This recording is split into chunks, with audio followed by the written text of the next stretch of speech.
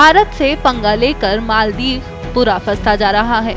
मालदीव पर बॉयकॉट का असर दिखने को मिल रहा है। दरअसल मालदीव को भारत के बॉयकॉट से हर दिन करोड़ों का नुकसान हो रहा है। मालदीव का रेवेन्यू टूरिस्ट और टूरिज्म पर सबसे ज्यादा निर्भर है। ऐसे में अब बॉयकॉट से उसकी कमाई को बड़ा नुकसान पहुंच रहा है। हालात संभालने के लिए मालदीव ने अपने यहाँ घूमने का खर्चा भी आधा कर दिया, लेकिन इसके बाद भी भारतीय वहां जाने के लिए तैयार नहीं है। मालदीव सरकार के कुछ अधिकारियों ने प्रधानमंत्री की लक्षद्वीप ट्रिप को लेकर आपत्तिजनक टिप्पणी की थी। इसके बाद से बॉयकॉट मालदीव ट्रेंड करने लगा है। मालदीव को भारत के बॉयकॉट से हर दिन करोड़ों का नुकसान हो रहा है। मालदीव अब कंगाली की कगार पर है। इस पूरे विवाद से पहले तक मालदीव भारतीयों के पसंदीदा पर्यटन स्थल में शामिल था।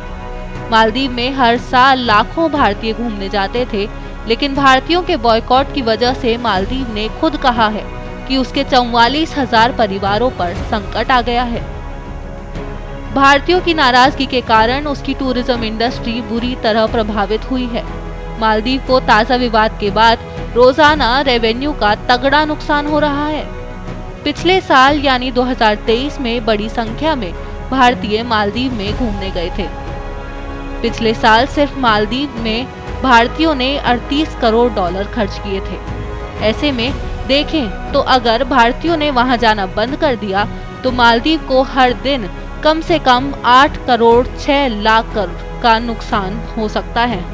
प्रधानमंत्री नरेंद्र मोदी के लक्षद्वीप पर फोटोशूट कराने और उसकी तुलना मालदीव से करने पर मालदीव के मंत्रियों ने पीएम का मजाक उड़ाया था। इसके बाद भारत की तमाम बड़ी सेलिब्रिटी से लेकर केंद्रीय मंत्रियों ने इसका विरोध जताया था। इसके बाद मालदीव के मंत्रियों को इस्तीफा तक देना पड़ा था।